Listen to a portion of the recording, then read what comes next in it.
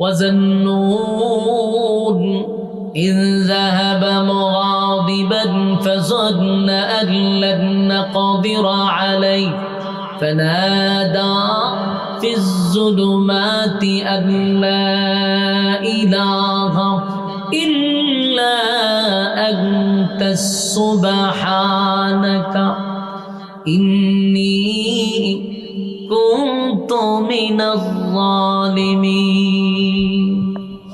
আল্লাহ রাব্বুল আলামিন বলেন ওয়াজাল্লুন, মাছওয়ালার ঘটনা শোনো, মাছওয়ালার ঘটনা, মাছওয়ালার ঘটনা শোনো। আল্লাহ রাব্বুল আলামিন বলেন আকাশটা যখন কালো হয়ে গেল, বিকট থেকে বিকট আওয়াজ যখন শুরু হয়ে গেল, নিনওয়া নামক শহরের মানুষ বুঝতে পারছে গজবটা এসে পড়ছে। এখন আমাদেরকে কে বাঁচাবে, কে আমাদের পাশে এখন দাঁড়াবে? বুঝতে পারলাম না।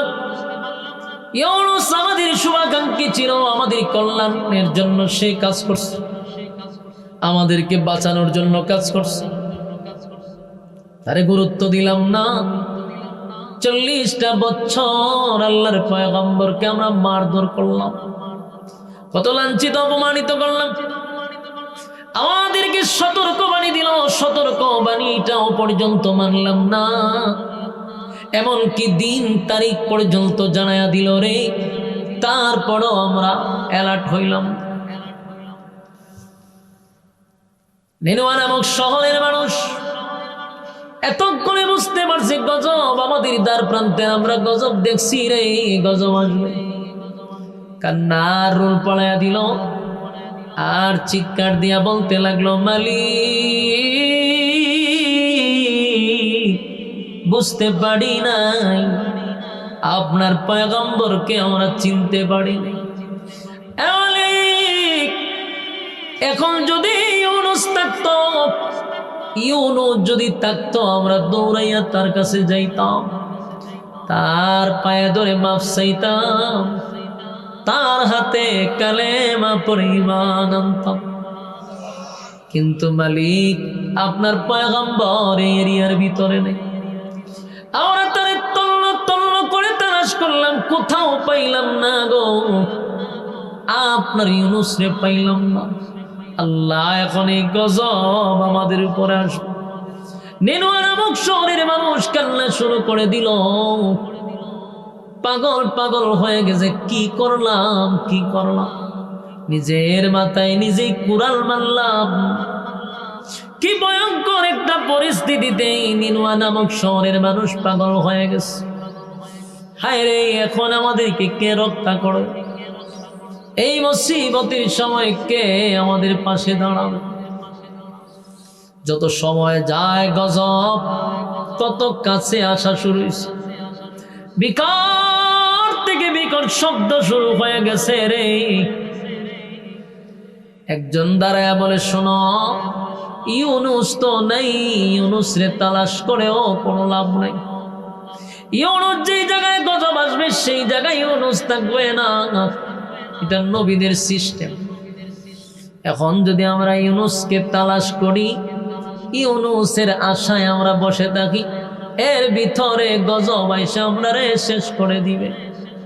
তাই আমরা নিজেরাই যতটুকু পারি ইউনূসের রবের কাছে আমরা কৃতকর্মের জন্য মাফ চেয়ে নেই। সুবহানাল্লাহ।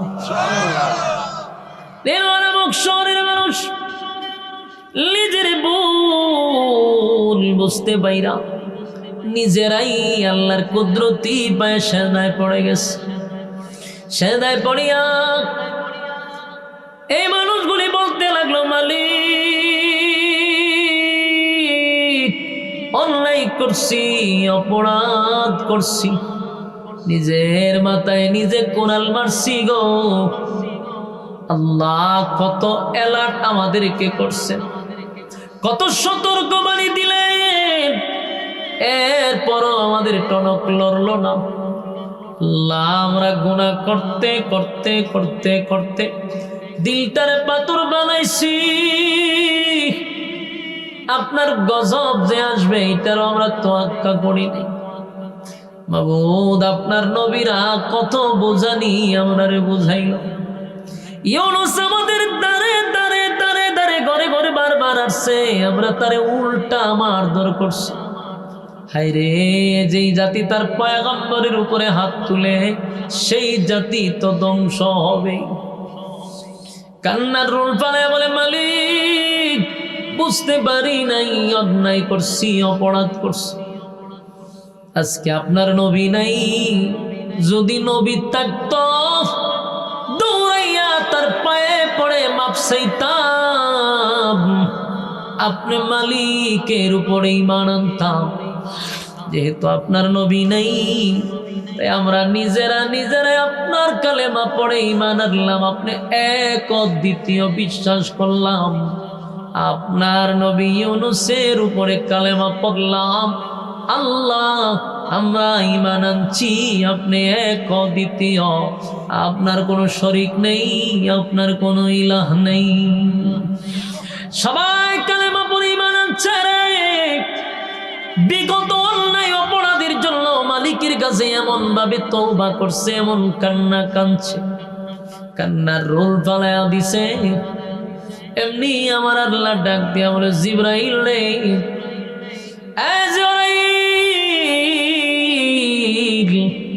আমার গজব তো নাফরমানের জন্য ছিল, আমার গজব নাফরমানের জন্য ছিল, আমার গজব কোনো মুমিনের জন্য ছিল না। আল্লাহ ওয়ালাদের উপরে গজব পড়ার কথা ছিল না। যারা জমিনে নাফরমানি করছে তাদের উপরে আমার গজব পালানোর কথা, তাদেরকে ধ্বংস করার কথা। কিন্তু আমি তাকায়া দেখি নিনওয়া নামক শহরে একটা নাফরমানও নাই যার উপরে আমি গজব ফালাবো। সবাই আমি আল্লাহর উপরে ঈমান আনছে, সবাই মুমিন হয়ে গেছে। এখন আর জমিনের মধ্যে নাফরমান নাই রে। জিবরাইল, আমার গজব তুমি উঠায় আনাও। গজবের ফেরেশতা দিয়া গজব উঠায় আনিল। নিনওয়া নামক শহরের মানুষ আসমানের দিকে তাকায়া দেখে আসমানের রং আস্তে আস্তে স্বাভাবিক হয়ে গেছে, বিকট থেকে বিকট আওয়াজটা বন্ধ হয়ে গেছে। তার মানে আল্লাহ গজব দেয় নাই, গজব দেয় নাই, গজব দেয় নাই, কারণ গজব তো দেয় না ফরমানের উপরে। কিন্তু তারা এমন ভাবে তওবা করছে, আমার মালিক তাদের তওবা পছন্দ করছে, তাই তাদেরকে গজব দেয় না। নিনওয়া নামক শহরের মানুষ এখন শুধু পাগল পাগল হইয়া তাদের নবীরে তালাশ করে। হায়রে, আমরা আল্লাহর পয়গম্বর পাইয়াও চিনলাম না, পয়গম্বর পাইয়াও আমরা কদর করলাম না। নিনওয়া নামক শহরের অলিতে গলিতে পাবলিক নবীরে তালাশ করে পায় না। অন্যদিকে ইউনূস পয়গম্বর ডিস্ট্রিক্ট সাইরা ভিন্ন ডিস্ট্রিক্টে চলে গেছে। ইউনূস নবী এতগুলা ঘটনা জানে না। ইউনূস নবীর ধারণা এতক্ষণে নিনওয়া নামক শহরে আল্লাহ গজব দিয়া ধ্বংস করে দিছে।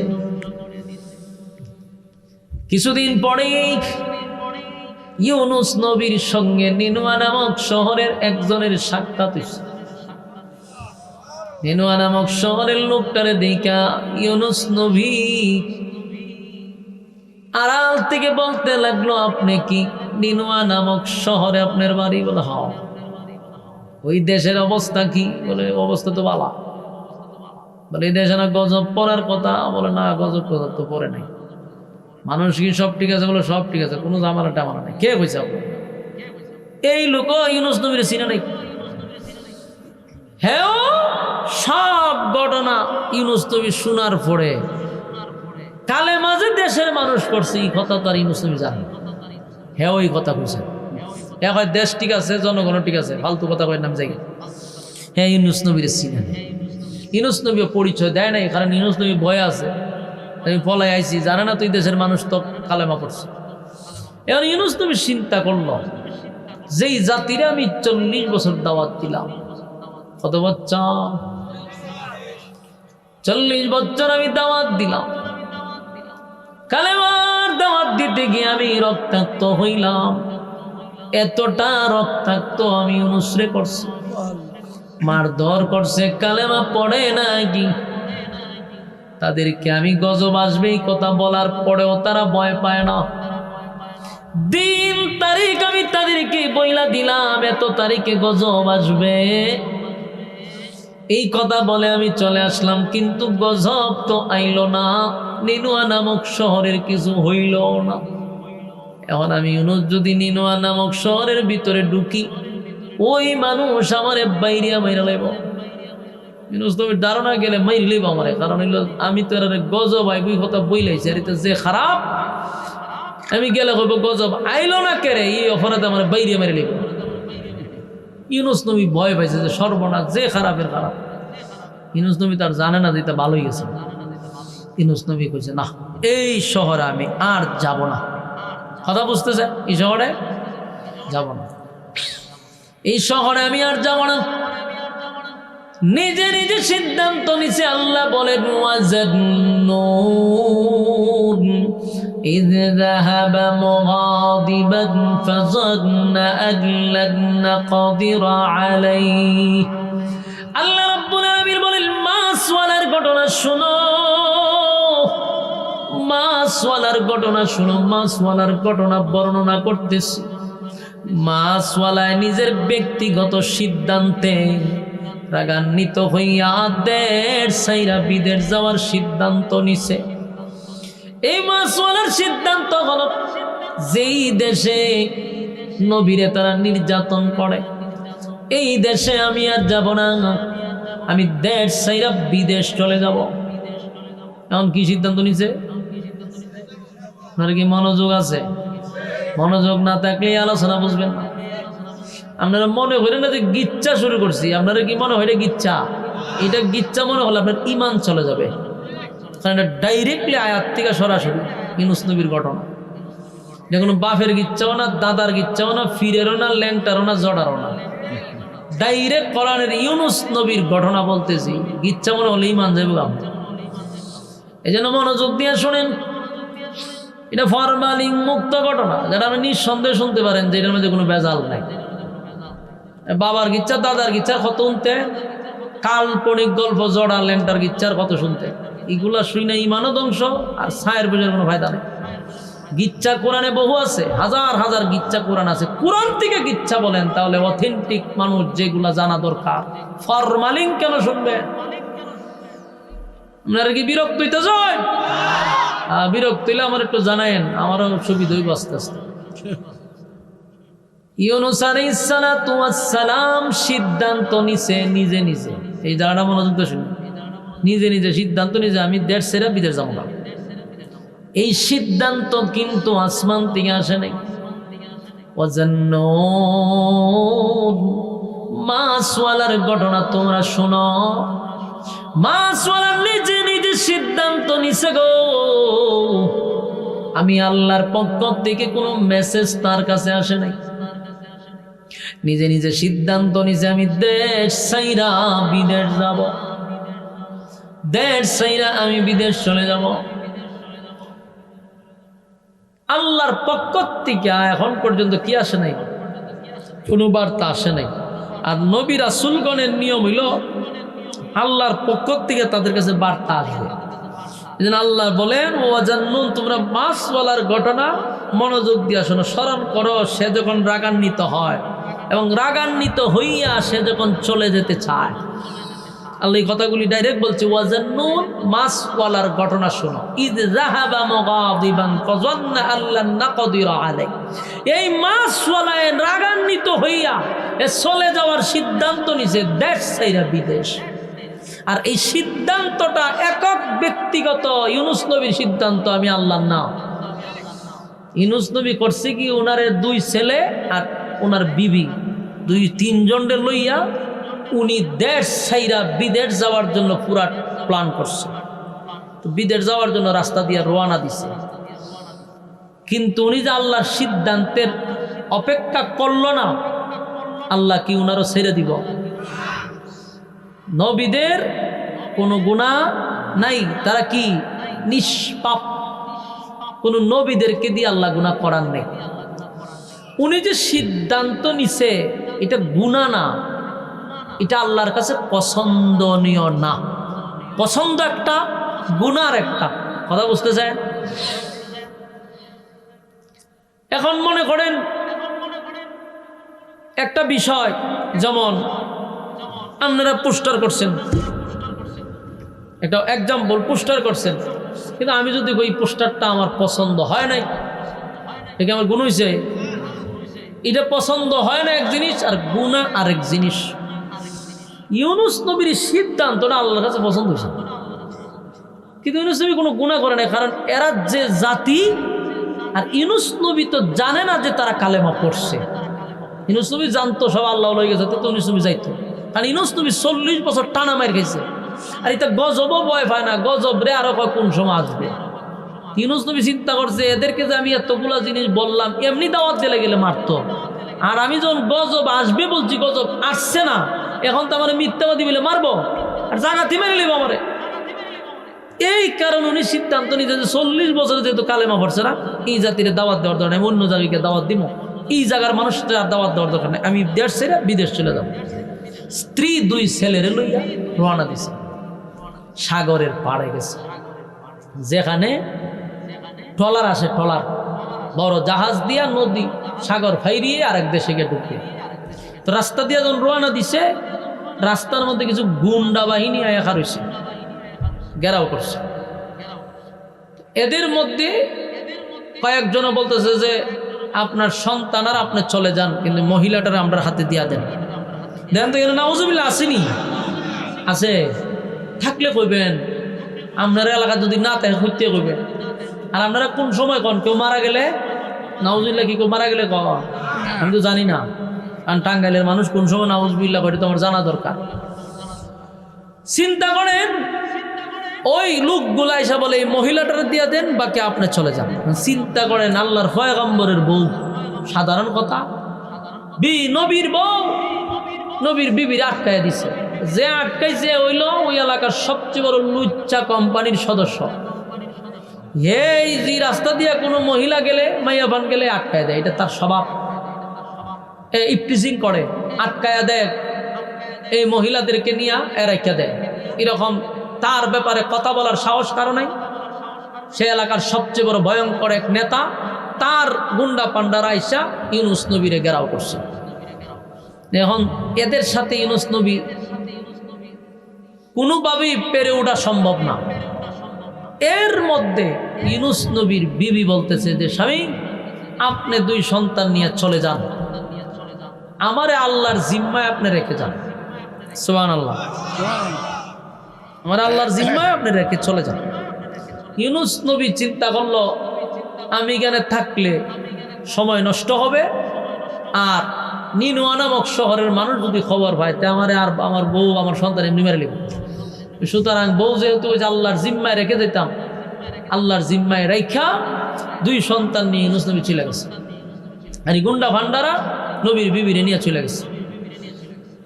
ইউনুস নবীর প্রথম দাফে আল্লাহ পাকড়াও করছে। কি করছে?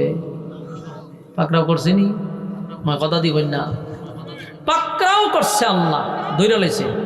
উনি ভাবছিল যে আল্লাহ ওনাকে ধরবে না। এই যে আল্লাহ এই কথাটা স্পষ্ট করছে, ওয়াজান্নুন ইয যাহাবা মুগাদিবান ফাযান্না আন লান নাকদির আলাইহি ফানাদা ফিজ যুলুমাতি আল্লা ইলাহা ইল্লা আনতা সুবহানাকা ইন্নী কুনতু মিনাজ জালিমিন। আল্লাহ কয়, মাছওয়ালার ঘটনা তোমরা শুনো, কারণ সে যখন রাগান্বিত হয়ে চলে যায় এবং মনে করছিল আমি তাকে পাকড়াও করব না, তাই ইউনুস নবীরও পাকড়াও করছে। ইউনুস নবী যাদের ভয়ে, নিনুয়া নামক শহরের মানুষের ভয়ে চলে যায় যে এরা বেয়াদব, এরা গেলে আমরা হত্যা করবে। আল্লাহ কয় যে চইলা যাও, সিদ্ধান্তটা আমি দিছি না, তোমার ব্যক্তিগত সিদ্ধান্ত নিলা কেন? আল্লাহ পাকড়াও করছে, নবীর আল্লাহ ছেড়ে দিছে, পাকড়াও করছে। প্রথম দাফে বিবিরে আটকায়া দিছে। ওয়াজান্নুন, মাছওয়ালার ঘটনা। মাছওয়ালার ঘটনা শোনো। মাছওয়ালারে মালিক পাকড়াও করছে রে, মাছওয়ালারে পাকড়াও করছে। إذ ذهب مغاضبا فظن أن لن نقدر عليه। আল্লাহ রাব্বুল আলামিন বলেন, মাছওয়ালার ঘটনা তোমরা মনোযোগ দিয়ে শোনো। মাছওয়ালা রাগান্বিত হইয়া দেশ ছেড়ে বিদেশ চলে যায়। মাছওয়ালায় মনে করছে আমি তারে পাকড়াও করব না, কিন্তু আমি আল্লাহ তারে পাকড়াও করছি। এখন দুই ছেলে লইয়া চলে যাইতেছে, গিয়া একটা নদীর সামনে দাঁড়াইছে। এখানে যাত্রীবাহী জাহাজ আছে, এটার উপরে উঠা উনি বিদেশ চলে যাবে। এখন জাহাজে ওঠার সময় এটা তার এখন উন্নতি, এত উন্নত তো না, ওই 1000 বছর আগের ঘটনা, হাজার বছর আগে। কি বুঝেন ওই সময় কি কিরকম অবস্থা ছিল? এটা অর্ধেক ফানিত নামে গিয়ে উঠল তো, এরকম জাহাজ আছে। তো এক ছেলেরে উপরে রাখছে, ছোট ছেলেটারে কুলে নিয়ে গেছে জাহাজে উঠাইতো। তো কিছু ফানিত লাইমা তো যাইতে হয়। হঠাৎ করে ওনার এক সন্তানকে, যেটা কুলা আছে, এটারে মাছে লইয়া টান মেরে গেছে। আমার কথা আপনারা বুঝতেছে? কিতা বুঝছেন? তে মাছে দিয়ে লয়ে গেল, আপনারা দিল লড়াও নাই, ঘটনা কিতা? আপনারা লড়েন না কা? তা আপনারা ওখানে নাউজুবিল্লাহ কইবেন, পরে আপনারা লড়া চড়া দেওয়ার দরকার আছে না, আটকানি দরকার আছে না, মাছে দিয়ে লয়ে গেছে। আপনারা আর সেদ বেত নাই, শরীর কারেন্ট নাই।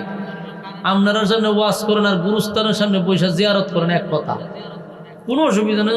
গুরুস্থান যদি থাকতো বইয়ে কেন ওয়াজ করতাম, তাও মুর্দার আমার সাথে কথা বলি। কিন্তু আমি এমন এক গুরুস্থানের সামনে পড়ছি যে আপনারা অর্ধেক মরা অর্ধেক জিতা। আমার কথা কি বুঝতেছেন? আল্লাহ আল্লাহ আমার কই আনবেন মাবুদ। কোন রকম সময়ও 12টা বাজে, তো 2 ঘন্টার 1.5 ঘন্টার উপরে গেছে আপনারা এখানে ওয়াজ। এখন যদি আপনারা শরীরে তো কোনো কারেন্ট না আসে, তো ওয়াজটা কেমনে করতাম? হ্যাঁ, বন্ধ করে তেমনি ওয়াজ। তা আপনারা যদি লড়েন না, মাছে লেগে গেছে, আপনারা লড়া হই নাই শরীর। হ্যাঁ, নাউজুবিল্লাহ দরকার নাই।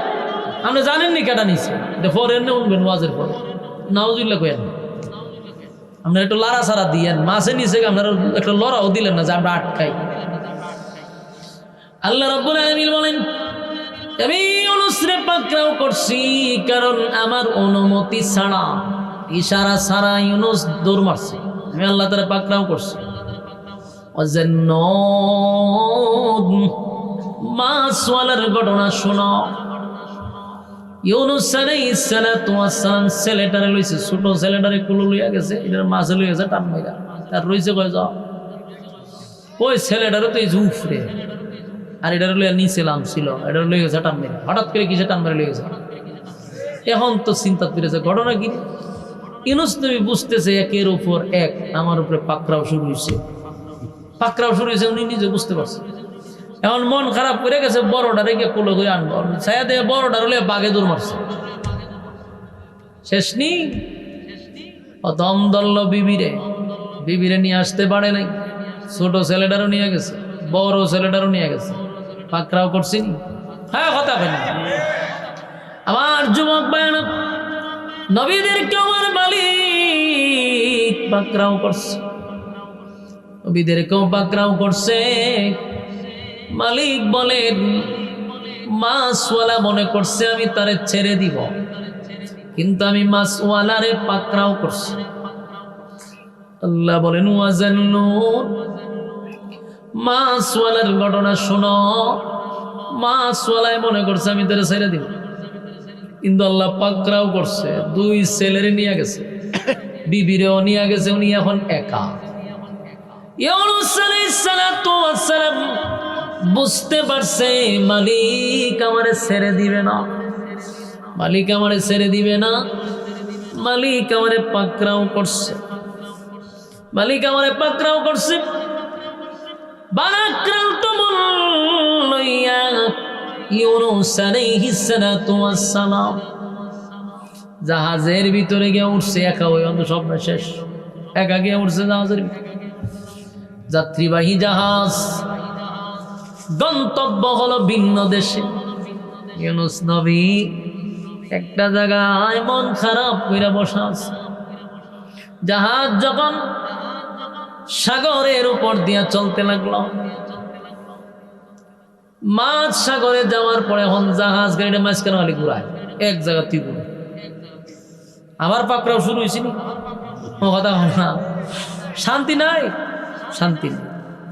দুই ছেলে গেল, বিবি গেল, নিজেও শান্তি নাই। এখন জাহাজ যাইব সুজা, এখন এটা জায়গা ঠিক জায়গা ঘুরতেছে। সমস্ত যাত্রীবাহীরা জাহাজের ভিতরের সমস্ত মানুষরা পাগল পাগল হয়ে গেছে। হায় হায়, যেটা এরকম করার কথা না। পানির উপরে ঘুরে রে, আমাদের জীবন এখন বিপদে। আর তখনকার যুগ তো এটা গণক মনক বকর সকরিতা অনেক কিছু জানতো। ইডি বকর সকর করে একটা একটা করে এখানে রুগী আছে। কি রুগী হয়? কোনো গোলাম তার মালিকের অর্ডার ছাড়া এখানে উঠছে। এরকম কোনো বাগরা গোলাম আছে, বাগরা গোলাম। বাগরা গোলাম বুঝিনি? বাগুন্যা আমরা কিতা কম পলায়াদে যায় রে, কিতা কম বাগুন্যা। এই বাগরা গোলাম সে পলায়ন করছে মালিকের অর্ডার ছাড়া। এরকম কোন গোলাম এখানে অবশ্যই আছে। এই জন্য এই জাহাজ আর সামনে যায় না। চিন্তা করেন তার মাথা কি পরিমাণ। কথা বুঝতেছেন? বিধর্মী হইল, এদের মাথা মারাত্মক আছে, মেধা শক্তি ভালো ছিল, এদের ব্রেন মারাত্মক ছিল। এখন যদি এটি থাকতো তো এটি বহুত আগেই এরা গ্রহ, মঙ্গল গ্রহ টঙ্গলিত ঘুরিয়ে পড়তো, আরো কত জিনিস আবিষ্কার। কারণ এর ব্রেন ভালো ছিল, এটার কারণ আছে। এর ব্রেন ভালো হওয়ার কারণে এরা গুণা করতো কম। কথা বুঝতেছে? গুণা ছিল কম, এই জন্য এদের মেধা ভালো ছিল। গুণা বলতে কি, এরা তো বিধর্মী ছিল, এটা হলো একটা জিনিস। আর একটা হইল মানুষ যে গুণাগুলি করে, জানা, বেবিচার, মিথ্যা, সুদ, ঘুষ, নাপাক খাবার, এইগুলা তখন চিনত না। বাটপারি যেটারই ছিল না, শুধু জাস্ট একটাই, এটা হলো আল্লাহ মানত না, এটা তো বড় গুণা। কিন্তু আদার্স তারা সুদ খাইতো না, ঘুষ খাইতো না, মিথ্যা বলতো না, জানা বেবিচার করতো না। এই জন্য তার ব্রেন ভালো ছিল। আর আমরার ব্রেন কমছে গুনার কারণে, মেধা কমছে গুনার কারণে। আগাম কুগামের PhD করে বুঝে রয়েছে, এই জন্য মেধা কম। তো এরা এই গবেষণা বাইর করছে যে কোনো গোলাম মালিকের অর্ডার ছাড়া পলায়ন করে জাহাজ উঠছে, এই জন্য জাহাজ সামনে যায় না, খালি জাগাত ঘুরে। এটারে ফাইলে পরে তোমরা ইডাল দিয়ে ফালাই দেও সাগর, দেখবা এই সাগর, এই জাহাজ আবার সামনের দিকে চলতে থাকে।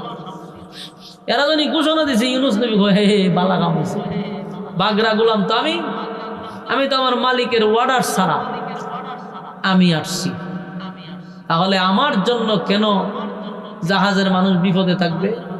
আমার তো এমন নাই হেমন নাই। তো এরা ডাক দেখো, কয়ো তোমরা অনর্থক মানুষকে বিভ্রান্ত না কইরা, আমি হলাম বাগরা গোলাম, মালিকের অর্ডার ছাড়া আসছি বিদেশে যাওয়ার জন্য।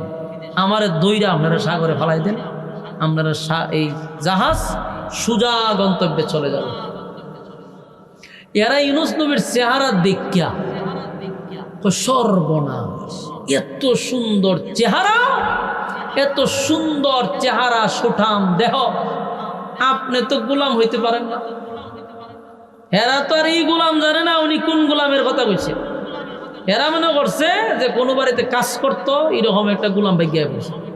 আর ইউনুস নবীর তো দিলে বাড়ি মারছে, আমি তো আমার আসল মালিকের অর্ডার ছাড়া এসে বসছি, আমিও তো গোলাম।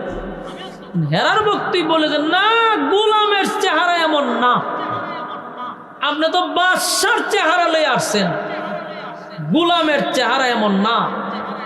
ইউনুস নবী হয় আমি গোলাম, আমি মালিকের অর্ডার ছাড়া আইছি, না এটা হবে না। আপনারা যদি আমরা সাগরে ফালাইয়া দিই, তাহলে এখন তো সাগরের মাঝখানে জাহাজ পানির উপর দিয়া ঘুরে, আর আপনারা যদি ফালাই দেয় তাহলে জাহাজ পানির নিচে ঘুরবো। আপনার মতো এরকম সুন্দর চেহারা সব বনাস, আপনারা ফালানো যাবে না। ওখানে এরা এখন আমরা কি করি, অপরাধী তো বাইর করতে হবে। অপরাধী বাইর করার জন্য, অপরাধী বাইর করার জন্য এরা লটারি মারছে।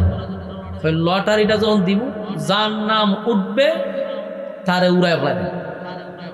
এখন তোমরা এটা মাইনা নাও, কারণ যখন লটারিতে কেউ নাম উঠবো তোমরা বুঝে নিও যে এটা তোমরা কপালের দোষ। কিসের দোষ? তোমরা নাম উঠলে তোমরা বুঝবা যে এটা কপালের দোষ, নসিবের দোষ। প্রস্তুতি নিবা, ইডাল দিয়ে ফেলাই। এখন মানুষ না ভাইরা রাজি হয়েছে, না ভাইরা কি হয়েছে, রাজি হয়েছে। লটারি শুরু হয়ে গেল, সমস্ত যাত্রীরা বয়ে আতঙ্কে আছে, হায় হায় যদি আমাদের নাম ওঠে তাহলে তো জীবন শেষ। কিন্তু যখন লটারি শুরু করলো, প্রথম নাম উঠছে ইউনুস নবীর নাম। আল্লাহ পাকরাও করছিনি, মাছওয়ালার ঘটনা শোনো।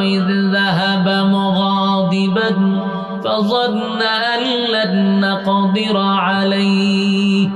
এই মাছওয়ালার ঘটনা শোনো। মাছওয়ালাই মনে করছে আমি তারে পাকড়াও করব না, কিন্তু আল্লাহ পাকড়াও করছেনি। এবার নাম উঠছে ইউনুস নবীর নাম। সমস্ত জাহাজের যাত্রীরা কয় এই নাম ইউনুস কার? বলে আমার। সব বনে হুজুর আপনার নাম দুইটা গেছে গা। এরপরে এরা কয় না না নাম উঠলেও হবে না, উনারে ফানিত ফালানো যাবে না, কারণ এটা ভুলে উঠছে। এই লোক ফালাইলে আপনার জাহাজ উল্লে দিব। এত সুন্দর চেহারা, পূর্ণিমার ছাদের মতো চেহারা, আর নবীদের চেহারা তো বুঝেন, এটা আপনার ওয়াজ করে বোঝানো যেত। যেই সময় যেই যুগে নবী পাঠায়, এর থেকে সুন্দর আল্লাহ পৃথিবীতে আর কাউরে পাঠায় না। ইউনুস নবীর চেহারা দিকে ব্যাকল, যেমন সুন্দর চেহারা লোকরে ফালাইলে আমরা বিপদ আছে।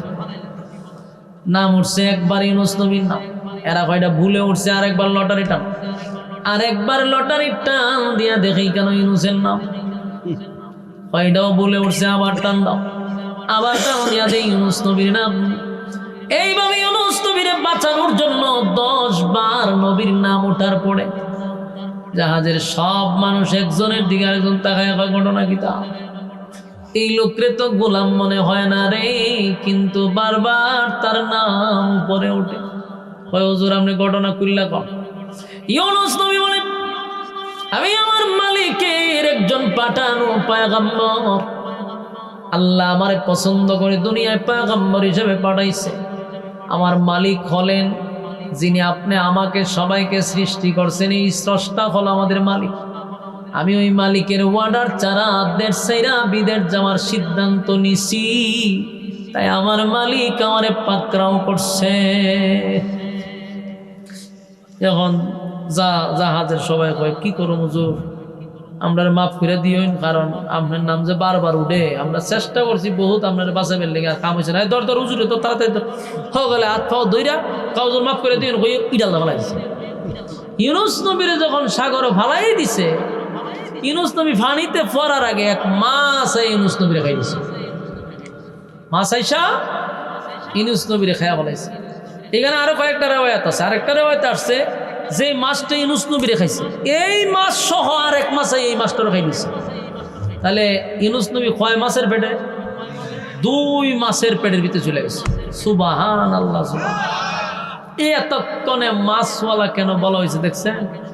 কেন ইউনুস নবীর নামে উপাধি ছিল মাছওয়ালা? কারণ মাছের সাথে ওনার একটা সম্পর্ক আছে, আর এই সম্পর্ক হলো মাছের পেটের ভিতরে। এতক্ষণে বুঝছেন মাছওয়ালা কেন আল্লাহ বলছে? মাছওয়ালার ঘটনা শোনো। এই মাছওয়ালা মাছের পেটের ভিতরে ঢুকে গেছে ইউনুস পয়গম্বর। যেই মাত্র মাছের পেটের ভিতরে ঢুকছে, বলুন তো দেখি কেউ যদি মাছের পেটের ভিতরে ঢুকে মানুষটা কি বাঁচতে পারে? সাপে খাইলে মানুষ বাঁচে, বাঘে খাইলে বাঁচে। ইউনুস নবীর একটা নয় রে, 2টা মাছের পেটের ভিতরে ইউনুস নবী। বাঁচার কথা নয় গো, বাঁচার কথা না, কিন্তু ইউনুস নবীরে যখন মাছে খাইছে, আল্লাহ কয় ইউনুস রে মাছরে অর্ডার দিছি খাওয়ার জন্য, মাছরে অর্ডার দিছি, মাছরে অর্ডার দিলাম খাওয়ার জন্য, কিন্তু হজম করার অনুমতি আমি আল্লাহ দেই নাই। আল্লাহ বলছে মাছরে অর্ডার দিছি তরে আমি খাওয়ার জন্য, কিন্তু হজম করতে পারবি না। আমার ইউনুসের শরীরে বিন্দু পরিমাণ কোনো টাচ লাগতে পারবে না। ইউনুস নবী মাছের পেটের ভিতরে যাওয়ার পরে বুঝতে পারছে আমার মালিক আমারে পাকড়াও করছে, আমার মালিক আমারে পাকড়াও করছে গো। ইউনূস নবী বিপদে পড়ে গেছে, মুসিবতে পড়ে গেছে। মুসিবতে পইরা ইউনূস নবী তখন বলতে লাগলো, লা ইলাহা ইল্লা আনতা সুবহানাকা ইন্নী কুনতু মিনাজ জালিমিন। আল্লাহ রাব্বুল আলামিন বলেন, ওয়াজাল্লুন, মাসওয়ালার ঘটনা শোনো। ইদ যাহাবা মুগাদিবান ফাযান্না আল্লান নাকদিরা আলাইহি ফানাদা ফিজ যুলুমাতি আল্লা ইলাহা ইল্লা আনতা সুবহানাকা ইন্নী কুনতু মিনাজ জালিমিন। আমার যুবক ভাইরা, এখান থেকে তোমার আর আমার শিক্ষা গ্রহণ করা দরকার। এখান থেকে আপনি আর আমার শিক্ষা গ্রহণ করা দরকার। শিক্ষাটা হলো, ইউনূস আলাইহিস সালাতু ওয়াস সালাম যখন মাছের পেটের ভিতরে চলে গেছে, আমার আল্লাহ ইউনূস নবীরে পাকড়াও করছে। পাকড়াও করিয়া ইউনূস নবী পেটের ভিতরে গিয়া সর্বপ্রথম মুসিবতের মধ্যে পড়ে শরণাপন্ন হইছে আল্লাহ বলেন, ইউনূস আমার পাকড়াও যখন ইউনূস নবীরে করলাম, কিন্তু ইউনূস মুসিবতে পড়া শরণাপন্ন হইছে আমি আল্লাহর। লা ইলাহা ইল্লা আনতা সুবহানাকা ইন্নী কুনতু মিনাজ জালিমিন। ইউনূস নবী আল্লাহরে ডেকে ডেকে বলল, তুমি ছাড়া আর কোনো ইলাহ নাই এবং তুমি পবিত্র সত্তা। আমি অপরাধ করছি, আমি অন্যায় করছি। আমার যুবক ভাইয়েরা, ইউনূস নবী মুসিবতের মধ্যে পড়ে লা ইলাহা ইল্লা আনতা সুবহানাকা এই শব্দটা ১.৫ লক্ষ বার পড়ছে। ৪০ দিন ছিল মাছের পেটের ভিতরে। কতদিন? ৪০টা দিন মাছের পেটের ভিতরে। তাই ইউনূস নবী লা ইলাহা ইল্লা আনতা সুবহানাকা ইন্নী কুনতু মিনাজ জালিমিন। লা ইলাহা, আল্লাহ ছাড়া কোনো মাবুদ নাই, আল্লাহ ছাড়া কোনো মাবুদ নাই, কোনো ইলাহ নাই। আল্লাহর কোন কীর্তন গাওয়া শুরু করে দিল। আল্লাহ, আমি বুঝতে পারছি আপনি পবিত্র আর আমি গুনাহ করছি, আমি অন্যায় করছি আপনার অনুমতি ছাড়া। আপনার অনুমতি ছাড়া, আপনি মালিকের অর্ডার ছাড়া আমি গোলাম যে দেড় বাকছি। এই জন্য আপনি আমার পাকড়াও করছেন। আপনি পবিত্র আল্লাহ, আমি এই জায়গায় পবিত্র না, কারণ আমি তো আপনার অর্ডার অমান্য করছি। সব শক্তি আপনার আল্লাহ, আপনি ছাড়া কোনো ইলাহ নাই। আপনি সর্বশক্তিমান আল্লাহ, আমি দুর্বল আল্লাহ, আমি নগণ্য, আপনি পবিত্র। একের পর এক ইউনূস নবী আল্লাহর প্রশংসা করতে লাগলো, নিজের ছোট করে দিল, আল্লাহর শরণাপন্ন হয়ে গেল। বলুন, এখান থেকে শিকার দরকার আছে। মুসিবতে যখন পড়বেন কার শরণাপন্ন হবেন? আল্লাহ। আর হুজুরে, আমার যুবক ভাইয়েরা, মুসিবতের মধ্যে পড়লে শরণাপন্ন হব আল্লাহ, না কোনো বাবা হয় না, কোনো বাবার না, কোনো পীরের না, কোনো জড়া ল্যাংটার না, কোনো পীর ফকিরের কাছে চাইব না। চাইব কার কাছে? আল্লাহ ছাড়া কোনো মাবুদ নাই, কোনো ইলাজ নাই। শরণাপন্ন হব আমার মালিকের। আল্লাহ বলেন, আমার ইউনূস মুসিবতে পইরা সর্বপ্রথম আমি মালিকের শরণাপন্ন হইছে।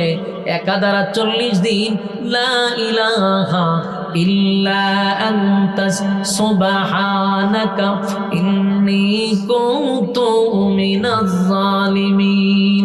এইভাবে যখন ইউনূস আলাইহিস সালাতু ওয়াস সালাম পড়তে লাগলো গো, আমার আল্লাহ বলেন, আমি ইউনূসের ডাক শুনছি। শুধু তাই নয়, ইউনূসের ডাক আমি আল্লাহ শুনছি। শুধু শুনছি এমনটা নয়, আমি আল্লাহ ইউনূস রে কঠিন থেকে, কঠিন মুসিবত থেকে আমি আল্লাহ উদ্ধার করছি। আমি ইউনূস রে উদ্ধার করছি। শুধু তাই নয়, এখানে আল্লাহ শেষ সংসারে আমাদের উদ্দেশ্যে ওয়াজ করছে, ওয়াকাযালিকা, এই শব্দটা আমাদের জন্য। ওয়াকাযালিকা নুজিল মুমিনিন, আল্লাহ বলেন আমি ইউনূস নবীর ডাক শুধু শুনছি তাই নয়, ফাস্তাজাবনা লাহু ওয়া নাজ্জাইনাহু মিনাল গাম্মি। আল্লাহ বলেন ওয়াকাযালিকা নুজিল মুমিনিন ফাস্তাজাবনা লাহু ওয়া নাজ্জাইনাহু মিনাল গাম্মি। রব্বে কারীম বলেন ইউনূসকে আমি কঠিন থেকে কঠিন মুসিবত থেকে আমি আল্লাহ তারে উদ্ধার করলাম। সুবহানাল্লাহ, বাড়ি দিয়ে সুবহানাল্লাহ। মাছের বেডের ভিতর থেকে কেউ বাঁচে, হয় কথা বলেন না, সাপের বেডের ভিতর থেকে কেউ বাঁচে। একটা মাছ নয় গো, দুইটা মাছের পেটের ভিতর থেকে ইউনূস নবীকে আমার আল্লাহ উদ্ধার করছে। ফাস্তাজাবনা লাহু ওয়া নাজ্জাইনাহু মিনাল গাম্মি ওয়া কাযালিকা নুজিল মুমিনিন। আল্লাহ রাব্বুল আলামিন বলেন কেউ যদি মুসিবতের মধ্যে পড়ে আমি আল্লাহর শরণাপন্ন হয়, আমি আল্লাহ ওয়াদা দিলাম ইউনূস নবীরে যেমন অক্ষত অবস্থায় সুস্থ অবস্থায় আমি আল্লাহ ফিরাইয়া দিছি। পৃথিবীতে যত মুমিন বান্দা বান্দি আছো, তোমরাও যদি মুসিবতে পড়ো আর আমি আল্লাহর শরণাপন্ন হও, ওয়াদা দিলাম ওয়াকাযালিকা নুজিল মুমিনিন, আমিও তোমাদেরকে উদ্ধার করব। সুবহানাল্লাহ। আর যুবক ভাইরা, ইউনূস আলাইহিস সালাতু ওয়াস সালামকে আমার আল্লাহ মাছের পেটের ভিতর থেকে উদ্ধার করছে। মাছের পেটের মধ্যে এত বেদনা সৃষ্টি করছে, এত বেদনা সৃষ্টি করছে। মাছটা সাগরের তলে 40 দিন ছিল, বিমানের মতো দৌড়াইছে, সাগরের কোন কিনারায় দৌড়াইছে, তলদেশে দৌড়াইছে, ইউনূস নবীরে বিমানের মতো ভ্রমণ করাইছে। এটা এত দূরে গেছিল, যখন বেদনা সৃষ্টি করে দিছে, মাছ এত দ্রুত গতিতে সাগরের ভিতরে দৌড়াইতে দৌড়াইতে ইউনূস নবী যেখানে আইসা মাছের পেটের ভিতরে ঢুকছিল, এই জায়গা ক্রস করে নদীর পারে গিয়ে ইউনূস নবীরে উগলাইয়া জমিনে ছেড়ে দিছে। সুবহানাল্লাহ। আমার যুবক ভাইয়েরা, অক্ষত অবস্থায় সুস্থ অবস্থায় ইউনূস নবী 40 দিন মাছের পেটের ভিতরে ছিল। 40 দিন পরে আমার আল্লাহ মাছের পেটের ভিতর থেকে বাহির করে দিছে। কিন্তু বেশি দিন মাছের পেটের ভিতরে থাকার কারণে, বাতাস না লাগার কারণে ইউনূস নবীর শরীরটা দুর্বল হয়ে গেছে। যেই মাত্র এইভাবে পইরা আছে, শুয়ে আছে, উঠতেও পারে না, বসতেও পারে না। রৌদ্রের আলো লাগলে ইউনূস নবীর কষ্ট হবে মরুভূমি, কারণ সাগরের কিনারায় তো শুধু বালু। প্রচন্ড রৌদ্রের মধ্যে আল্লাহ রাব্বুল আলামিন ইউনূস নবীর চতুর্দিকে খেজুরের গাছ তৈরি করে দিল। সুবহানাল্লাহ। এই খেজুর গাছগুলি বড় হইতে লাগলো, মুজিজা এত ঘন ঘন ঘন বড় হয়ে গেছে।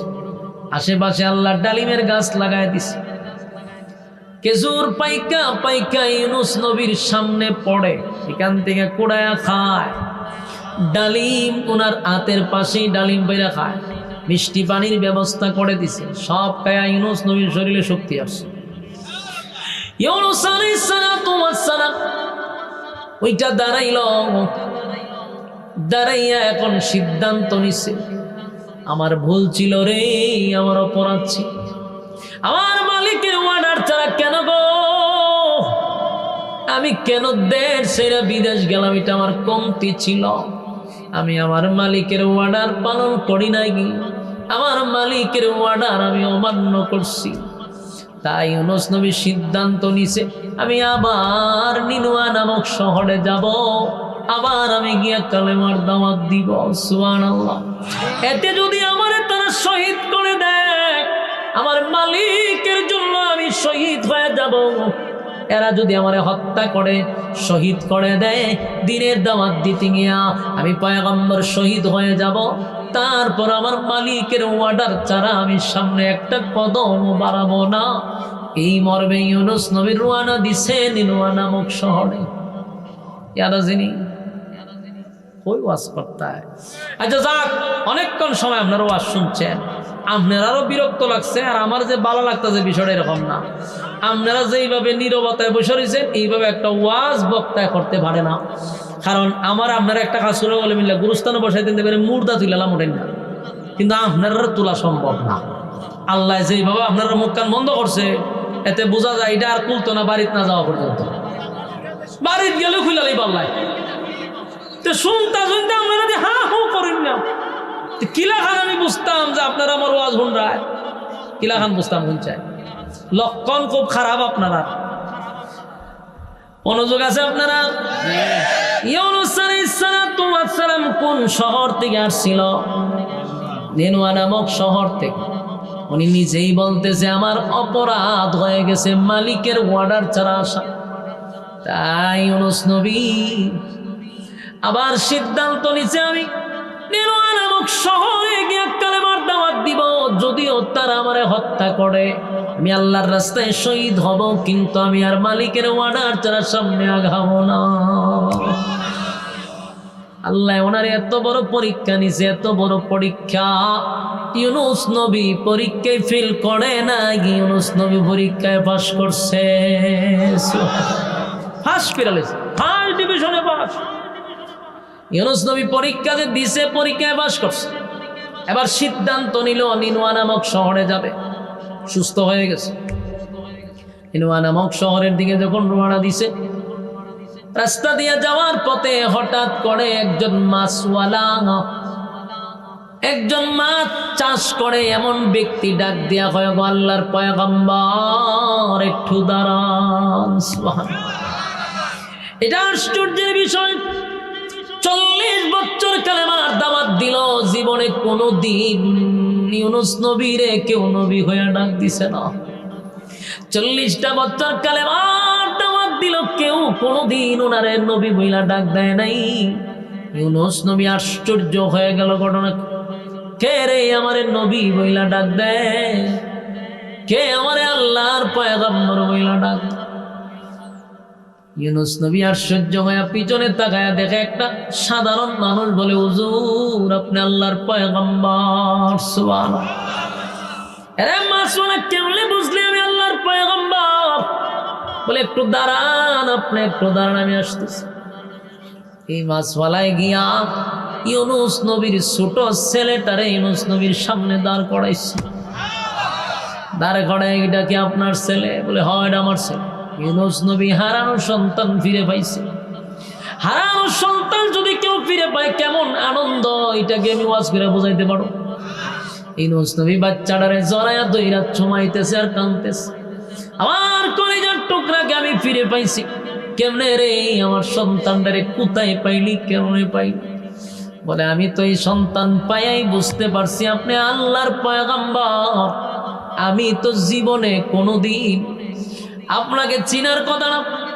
আমি মূর্তির পূজা করতাম, আমি লাত মানাতির পূজা করতাম, কিন্তু আমার চোখ খুলে গেছে যেদিন বাচ্চাটারে আমার হাতে পাই, সেদিন থেকে আপনার রবের উপরে ঈমান আনছি, আপনার নবী মানি।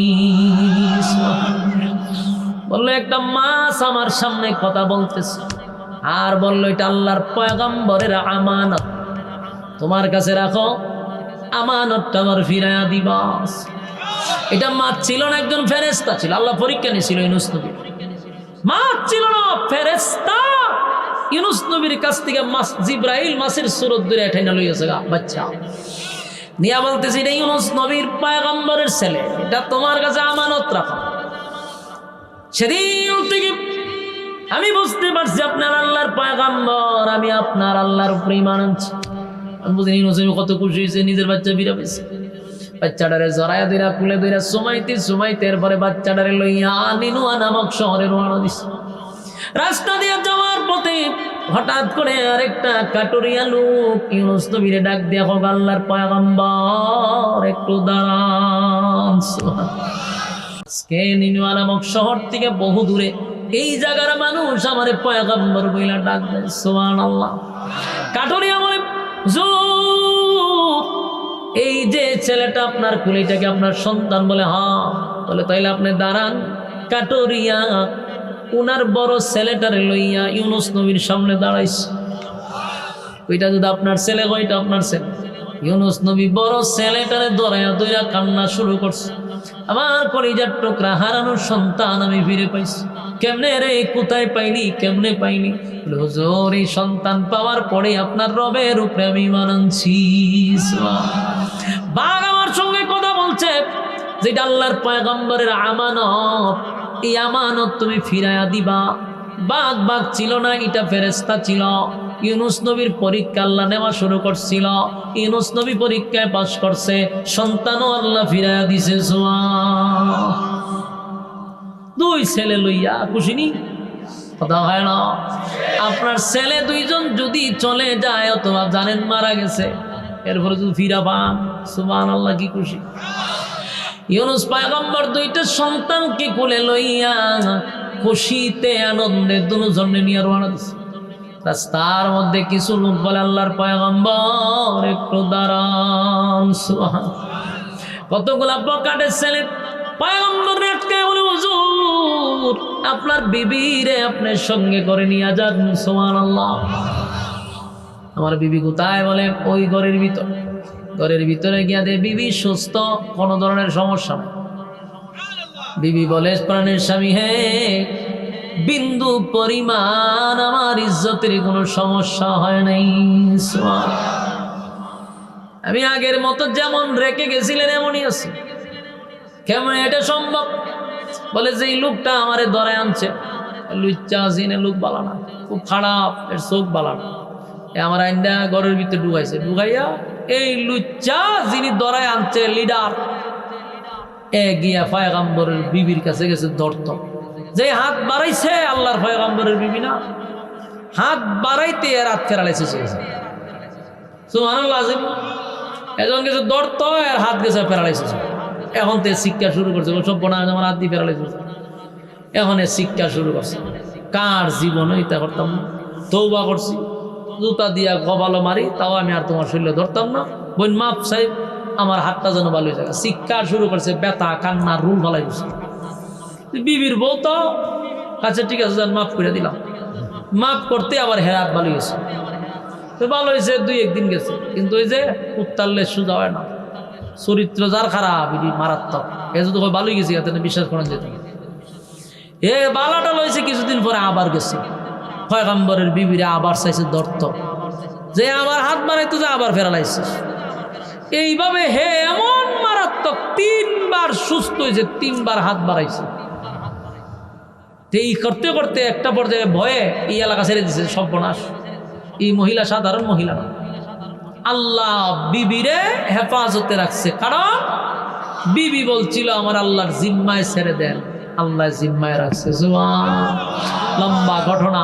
সম্মানিত সুধী, দীর্ঘক্ষণ সময় ঠান্ডার মধ্যে আপনাদের সামনে প্রায় আলোচনা করছি। এত লম্বা আলোচনা এত দূর এসে আমরা করিও না। আর এই ঠান্ডার মধ্যে আপনারাও বসে রয়েছেন, দেখলাম যথেষ্ট পরিমাণ মনোযোগ আপনারা আছে। আর এই ঠান্ডা যে না হাতে ঢুকতে যে আপনারা তো আর ওয়াজ করতেন না। আমার তো আল্লাহর 12 মাস 13 খাতে 2টা 3টা থাকে, খাল খাওয়ার দিনের বেলা রাত্রের বেলা আছে। তাই আমরা এই ঠান্ডা যাস কেন ঢুকছে, এটার ফল রাত্রে ঘুমাইলে বুঝতে পারবো ঘটনাটা কি হয়েছে। এরপর আপনারা এই আগ্রহ মনোযোগ দেখে আমি খুব খুশি হয়েছি। যদি আজকে ঠান্ডা না থাকতো, আমার মনে হয় যে বিভিন্ন জায়গার থেকে মানুষ আসতো। আপনারাও মনোযোগ দিয়ে শুনছেন, আমি আপনাদের জন্য দোয়া করি। আল্লাহ তাআলা আপনাদের ইজ্জত দুনিয়া আখিরাতের বাড়ায় দাও। সকলেই বলে আমিন। আল্লাহুম্মা সাল্লি আলা মুহাম্মদ ওয়া আলা আলি মুহাম্মদ কামা সাল্লাইতা আলা ইব্রাহিম ইন্নাকা হামিদুম মাজিদ। দোয়া শরীক হই, আল্লাহুম্মা আমিন।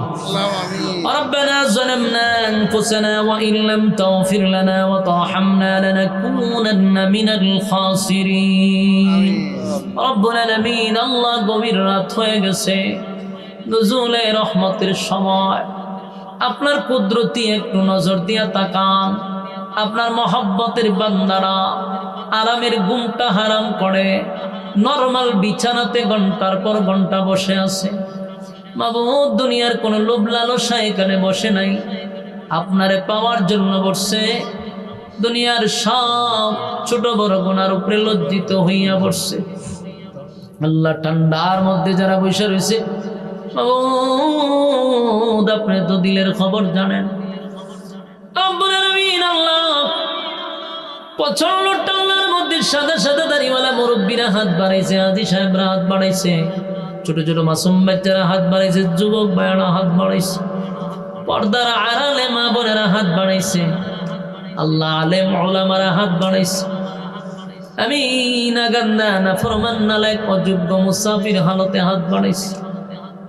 মেহেরবানি করে আমাদের যা বললাম যা শুনলাম আল্লাহ ভুল ত্রুটি মাফ করেন, সবের হাদিয়া কোটি গুণ বাড়ায়া দেন, বিশ্ব নবীর রওজা মোবারকে পৌঁছায় দেন। আদম থেকে নিয়ে আজকে পর্যন্ত যত মুমিন মুমিনাত কবরে শায়িত প্রত্যেকের রুহে সব পৌঁছায় দেন।